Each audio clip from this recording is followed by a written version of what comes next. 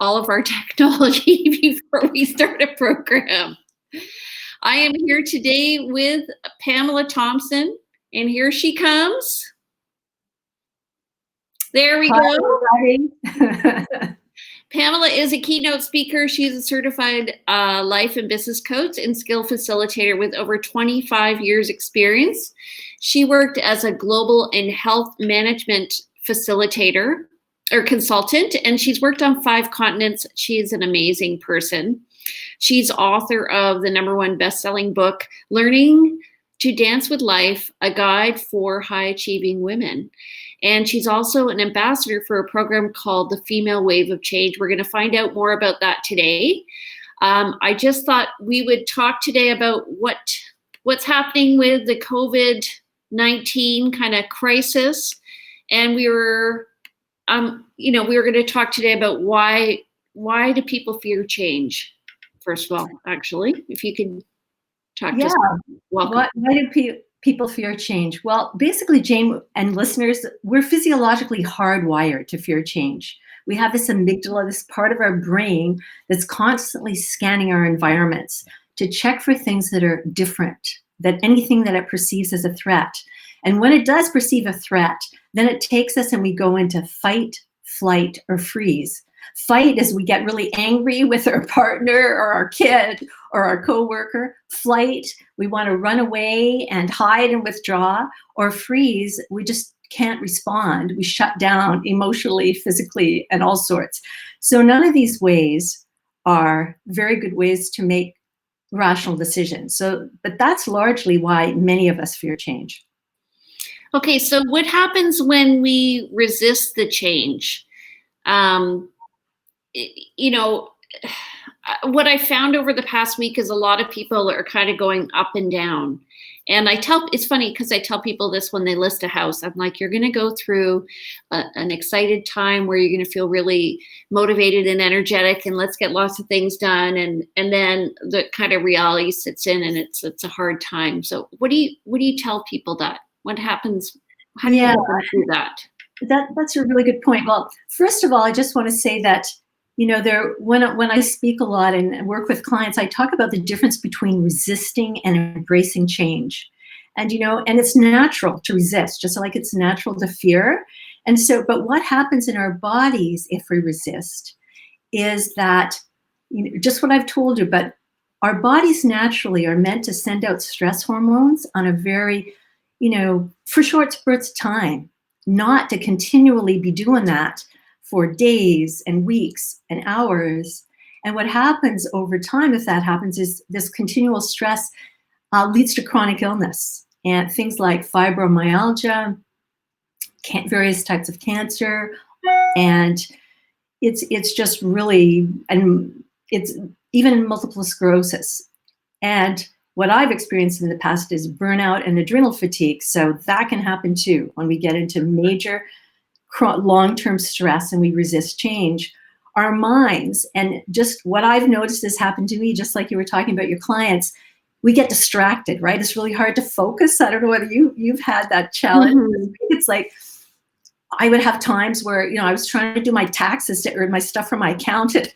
And it's like, oh my goodness, numbers are not my thing at the best of times. But, it's like, then I finally gave up. And then, then I got involved with the Female Wave of Change only within the last 2 weeks. And I had something to focus on. So now I'm all focused. But, it's like, so for some of us, I find, it's like we need a project to focus ourselves.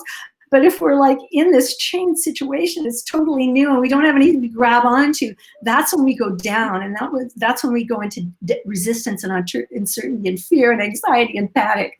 So yeah. And that's when this also affects our relationships. We get cranky with our partners and our kids, in our workplaces. Well, most of us are working, at a distance if we're working at all, but even still, then we're short with our coworkers. We're not really into engaging. And some of us, because of the way we are and our personalities, would rather just sort of go and hide in the corner than try to do something virtually, right? So people react differently. That's the first thing to say in terms of resistance. And it's not good or bad. It just is. So I think a good analogy is, I was thinking when I had to take ground proofing or drown proofing when I was a kid.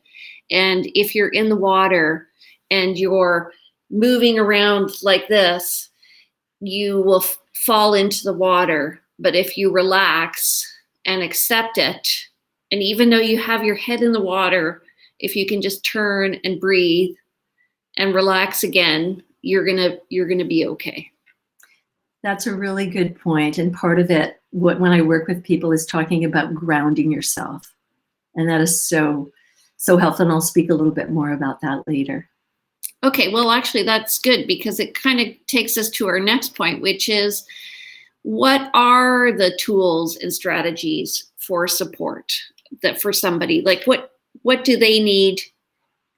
Can they pull it from themselves, or should they be asking for help? Okay, that's a really good question. I think it depends on the individual. I think, there's a lot of people now on the web, coaches, consultants doing webinars and stuff. And there's a lot of written materials out there as well. And what I teach people is that there's a whole bunch of things we can do now. And I've recently blogged several times about this. One of the things is if you're not meditating, it's really helpful to start meditating. And I often cite Deepak and Oprah's 21-day meditation experiences that are currently free. There's one now, Hope in Uncertain Times. And I plug in every morning, and I've been doing that since 2013. And it's really made a remarkable impact on me in everyday life, and also just really to keep me grounded. Mm-hmm. The other thing that people can do when they're feeling that they're going into panic or fear is they can take deep breaths in through their nose and out through their mouth, just like, usually about 3, because you don't want to hyperventilate. And what that does is it releases oxytocin, which is a hormone. It's the bonding hormone, but it also brings you into peace. So when you do that, you feel your body relax. So what I say is, when you feel yourself starting to lose it, that's a really good, just really quick tool. Another thing, and we're really fortunate to live in Victoria, and people may be listening from other places, but the big thing is to get out in nature. Nature is so grounding, so therapeutic, and just looking around and appreciating the beauty. And what I find, it really helps us get out of our heads and into our body. And that's what we need to do.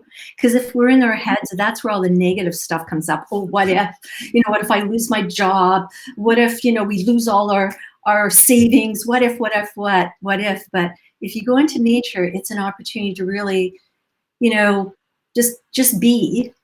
And I also teach people a number of mindfulness practices, such as mindfulness walking meditation, where you go out in nature and instead of focusing on all the worries you have, you focus on all your senses and just really notice what you know. Then it really helps relax you.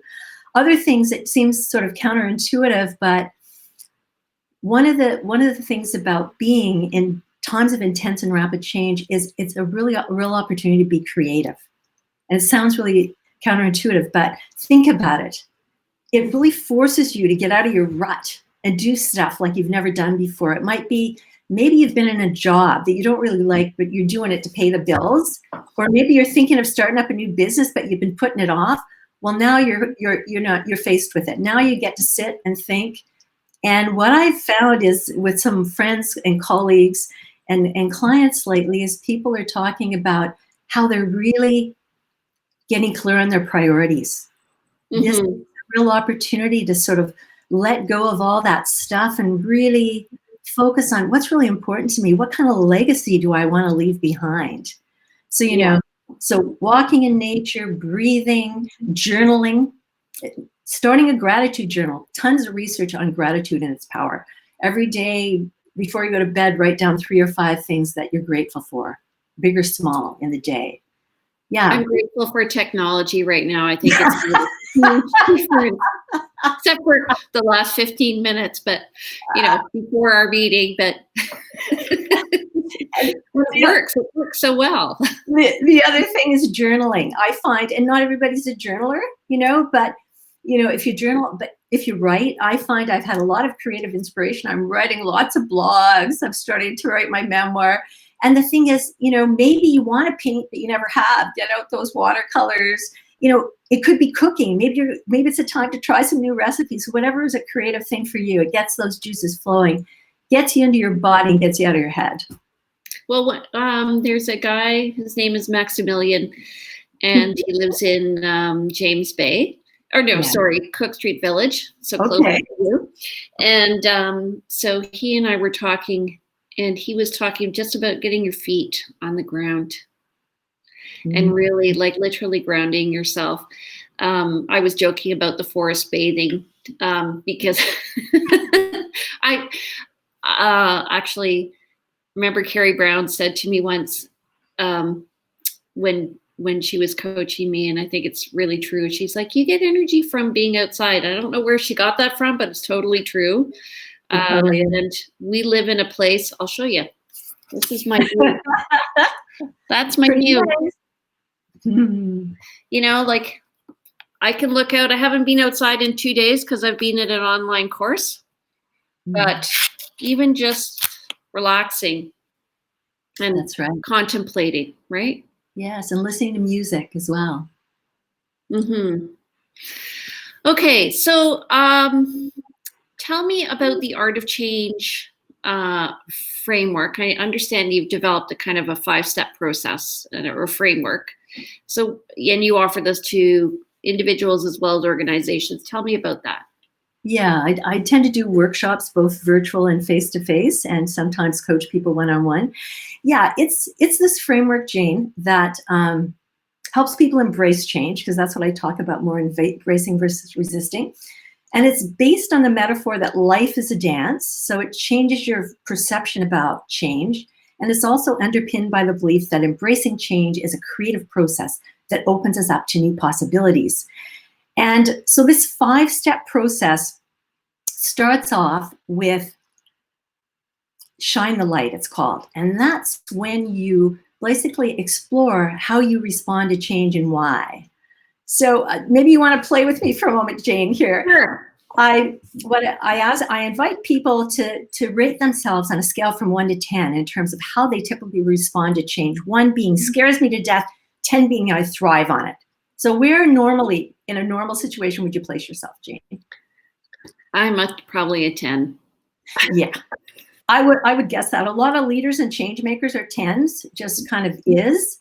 And and the thing about doing this, it's kind of fun, but it's also really helpful in organizations, because if you're a team lead or you're a CEO and you're all about, oh, let's do that next project, and you get all excited about it, right? And you're gung-ho and you're wondering why some people are dragging their feet. Well, if you talk about this and you have the time to, as Brené Brown says, rumble about it before you enter, ideally before you enter a change process, but even if you're in the middle of it, then you understand, right? And again, it's not good or bad, it just is. And then you can ask people, how can we support you to better, to help us, so we can all move forward together? How can we all work together to make this the best project it could be, given the circumstances or whatever? So anyway, shine the light. And then the other thing is to think about, in times of intense change like this, obviously you tend to rate yourself less. I don't know about you. Would you say on that scale of 1 to 10, would you have knocked it down a notch at all? This, you mean my response right now? Yeah. I've just been going gangbusters. What I find is, quite honestly, it just gets all my creative juices going, and I'm like, how can I support people? And it's not about me. Yeah. Honestly, it's about being there for other people right now. And if you have a strong contribution value, and I've got one of those too, this is juicing me as well, but a lot of people it's not. And typically, if something's imposed, a lot of people will go down the scale a bit. But if you start off, as a 7 or a 5, well, then you tend to be even more impacted by immense changes. And so that's important to understand, right? Because the more we are consciously aware of our own behaviors and beliefs, then the more we can change them and reach out for support and use tools and strategies to help raise us up and learn to embrace, right? So anyway, so the first one is shine the light. Second one is choose your dance. And that's where you identify where you are on your transition journey.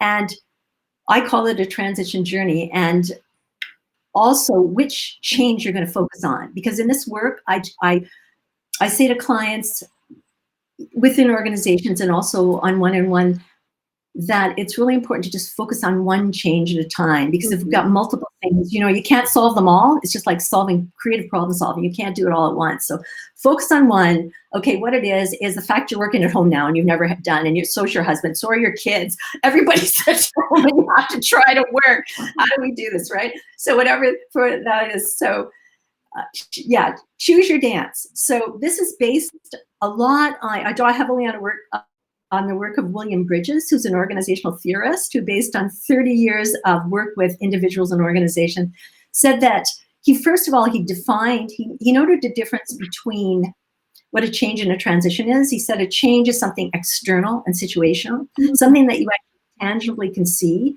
like when you get a divorce, you have divorce papers, or when you leave a job, your papers for separation, or whatever that is, your pink slip, or whatever, your contract, the end of a contract. Whereas a transition is internal and psychological. It's the internal psychological work we do to adapt and reorient ourselves to the new external reality. What happens is a lot of us miss that transition piece. So it's one intrinsic and one's extrinsic. The first one is extrinsic. That's correct. Yeah. And so if you do, a lot of us, we finish a change, shut the door, and we're on to the next thing without really working through that change and internalizing it. And so I draw on his work. So in this, choose your dance, you identify the transition. And again, Bridges says that there's 3 phases to any transition: an ending, a neutral zone, and a new beginning. And what was the first one? An ending. I'll turn off my volume here. A neutral zone. A neutral zone and a new beginning. And there's work. As he says, there's work associated with each phase. And if we don't do the work, we often keep repeating the same patterns in our lives and remaining unfulfilled and unhappy. So one of the things I'm finding now is a number of people are saying old patterns are coming up that they thought they'd cleared, like ways they used to be with their partner, or ways they used to work, or ways they used to view the world. A lot of times when you have intense upheaval and change, some old patterns do come up. And the fact that you notice them is a plus, and then you want to do something about them. So anyway, so the ending, the work is letting go of the fear, letting go of your status. If you had another job and you got laid off, you had a company car. And also I say identify lessons learned. I've sort of adapted Bridges' model. So identify what you learned from that job, what you really liked and what you didn't. So moving forward, you can think about choosing something based on what you really like, right? So reflection. Yeah, so it's an opportunity to reflect the ending. And then the neutral zone this is the creative space. And the work here is to really envision that career of your dreams, that business of your dreams, that relationship of your dreams, because you're really between that ending zone and that new beginning. So the sky's the limit. You can blue sky it, right? And say, this is what I see. And this is a time for vision boarding. And, a lot of people have heard of vision boards, but they're very, very powerful as long as you also internalize the emotions related to them. And then the third phase is the new beginning. And that's when you take action toward the vision that you had in the neutral zone. And of course, you have to take action, because otherwise you just stay in that vision stage, which a lot of us like to stay in. It's kind of nice to be creative, but ultimately you have to take some steps to move forward. So yeah, so that's the second step, is choose your dance. And the third step is feel the rhythm and learn the steps, right? And that's about committing to actually embracing change in your body. And that's where I teach people mindfulness practices like meditation, mindfulness, walking meditation, scanning your body on awakening in the morning to notice what you notice and releasing discomforts, and a number of other things. And so committing to embracing change in your body and beginning to do the work associated with the phase of the transition journey that you're in, right? Mm-hmm. Fourth is practice, which we all have to do when we learn to dance and many other things. It's practice. And that's when you actually do the work and you move through the ending, the neutral zone, and the new beginning. And you actually feel like, you're there, right? Yeah.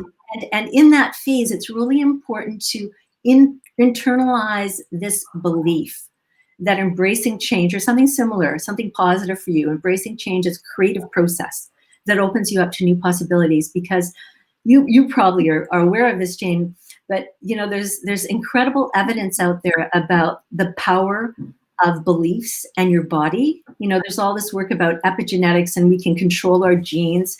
And one guy that I really like, I was going to say Bill Bryson. No, that's not the one, although I do like Bruce Lipton. I don't know. Bruce Lipton, he's written this book called The Biology of Belief, and he's a cell biologist. And in his work, he discovered that our thoughts, beliefs, and our perceptions are held in our cells. So this is huge because it means that we can change our world when we change our beliefs. Yep, I believe it. And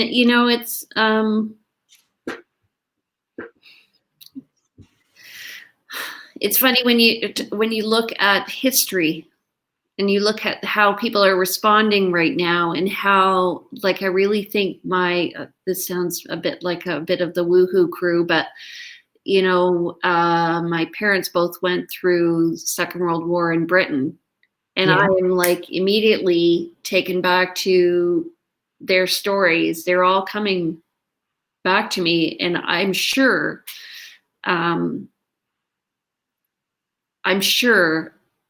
they were told to me when I was about 10. Wow. or little, smaller, younger, but all the conserving, all the processes my mom used to tell me, they made their own food, and how all the little stories, everything about preserving life and getting on under stress. And so it was part of my growing up, I guess. Right. But it's just coming back to me. So, and again, those memories, just like the old patterns, the old memories, it's really interesting what happens in our brains. It's like they get all shaken up, right? And we're accessing different parts that we thought were hidden away or we'd forgotten about. It's fascinating. That's a neat share. And the fifth step in the Art of Change framework is, let me think, share your thoughts with the world. Because, obviously, as a role model, if you've got your own business, you've got families, you've got friends, if you embrace change and you are energized and you're positive and you can see the bright side, well, you're creating ripples out into the world. And then you influence your families, your friends, your communities, your workplace, and ultimately the world, right? So that hence, share your dance with the world. Yeah. So I take organizations, I do workshops on this, and I take individuals and organizations through this process. And it's fun, but it's also really helpful to apply it to key change scenarios that people are facing, right? Well, and I think also to realize that, when it, just to understand how people work, that if we want the change and we're affecting the change ourselves, we're probably going to move through that process more quickly than if it's imposed on us, right? Totally. Exactly. That's exactly right. It's funny. I'm going to use another analogy, but rowing, when you first start, you're totally overwhelmed and you're like sitting in a boat and you're wondering, what the hell am I doing here? And you're overwhelmed by the noise and the people, and you can hear somebody breathing down your back, and it's all off center. And then, you get in tune and in rhythm, and you begin to listen to your body and move. And, it's like dancing on the water. That's so cool. When you're moving together. Yeah. Anyway. Okay. So, but you were kind of a special person. You've been named as the ambassador for Canada for the Female Wave of Change. And what is this kind of global social movement we're talking about there? This is really new. And I took some time to decide whether or not I wanted to accept the opportunity, but I'm glad I have now. I really only officially became the ambassador for Canada on March 20th. And really, it's a global movement uniting women around the world who want to change the world and make it a better place. And this, I'll share a little bit. I think I've got a little bit of time to share a story. Do I, Jane? About the founder. Anyway, the founder is Ingen Bol. She's an engineer out of the Netherlands, And about 3 years ago, well, she was going for a while. She started her own business earlier on, but for many years she was involved in corporate. And she would go to leadership management training and feel that it wasn't really relevant to her as a woman. So about 3 years ago, she changed her profile on LinkedIn and she said, I'm founder of the Female Wave of Change. And all these women from all over the world got in touch and said, what is that? How can we get involved? Anyway, 2.5 years later, in September, she had 35 ambassadors from 35 countries around the world, and they held their first international conference in Johannesburg. And they developed a call for action on human rights, and they're doing incredible projects around the world. They have developed 2 virtual group online programs. So there's a group facilitator, and then you move through the program virtually, called Women, I have to always remember what it's called, Women Leading in Change. And then there's a new one they're just rolling out called Reshape the Future. And that was supposed to roll out yesterday, but they're moving it till September. So part of my role will be to enable Canadians, to learn about these and access them if they want to. And also, the group is really organic, which is what I like. So I'm in discussion right now with someone hoping to have an ambassador in BC, because it's up to me how I decide to split up Canada, but I want to really start locally in BC, and we have to create a legal entity, which will probably be an NGO, and then we'll spread it, and we'll do all sorts of fun things like people in financial services and banking in some African countries who are part of this initiative actually gave financial literacy training to poor African women so that they could borrow money, get mortgages, and ultimately buy and pay off their own homes. Well, if you need some connections with some people, let me know. Okay, I will definitely do that because it's early days. But yes, I also want to say that a number of us are doing, because of COVID, Female Wave of Change is doing all sorts of stuff, special seminars, webinars, workshops, and as part of that, you can access them on Female Wave of Change Global on Facebook.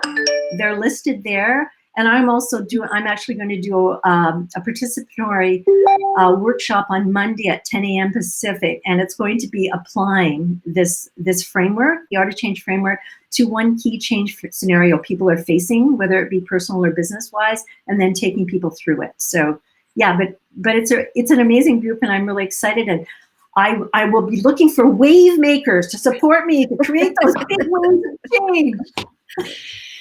Well, the one thing I always love about you is your level of energy and the fact that you are always looking for the next challenge, and that you're so interested in everything, and you're an interesting person, and you have a lot to offer the world. And I think they did the right thing by asking you to be a part of the Female Wave of Change. And congratulations. Well, thank you, Jane. That's very kind of you. So how do people connect with you? How if people want to get in touch with you, what's the best way? Okay, well, if you go to my website, it's pamela-thompson.com, and there's more details there. But a good way, I'm going to actually give a shorter email because I have a bunch of emails. I'm going to say a good email to get in touch with me is globalvillage@shaw.ca, all lowercase. It's really easy to remember. My other one's really long. And, you can, those are the best ways. And I don't know, I guess I can give my phone number out, if people want to call me. Actually, 250-469-3438. So that's 250-469-3438. It's all actually on my website as well on the contact page. Okay, I'm just going to add it in here. We're just going to get it in, and I'll make it visible. And I blog a lot. So if people are interested in getting my blog regularly, they can sign up on the homepage for a larger version of this Art of Change framework, the Guide to Personal Organizational Change. And along with that, you'll get a blog that I send about every 2 weeks. Okay. Hold on. Let me just get this in here. Okay. Okay. There you go. All right. So if you want to get in touch with Pam, you can at globalvillage@shaw.ca, or you can give her a call at 469-3438. And stay tuned tomorrow. We're trying to get in touch with somebody who's in the hospitals right now and just finding out what's it like being in the center of the storm right now, of the COVID-19 storm. And stay tuned next week. We're going to have more people coming in and talking to us about coping with change. Pam, it was such a pleasure. Likewise, it always is. I appreciate your energy as well. And thanks very much for the opportunity, Jane. Okay, you're awesome. Thank you so much. You too. Okay, everybody, take care, stay safe, and stay home. We'll chat with you soon. Bye-bye. Pam, you can stay online. Okay.